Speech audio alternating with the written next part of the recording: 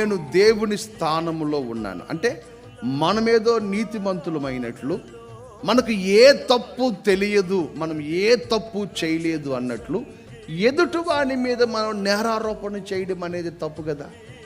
అందుకని యేసు ప్రభు కూడా ఏమంటాడంటే, నీ కంటిలో ఉన్న దూలము నీకు కనబడట్లేదు, కానీ ఎదుటి వాని దగ్గరికి వెళ్ళి ఏమంటున్నావు, ఒరే నీ కంట్లో నలుసుంది, నన్ను తీయనివ్వు, నువ్వు తీసుకోరా అని చెప్పట్లేదు వాడికి.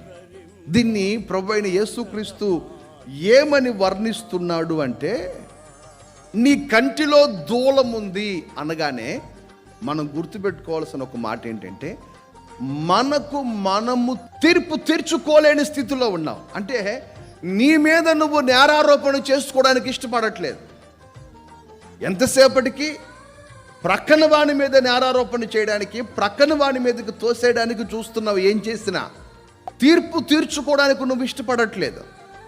అందుకనే దైవజనుడు పౌలు కొరింథీ సంఘానికి వ్రాసిన ఉత్తరంలో ఒక చక్కని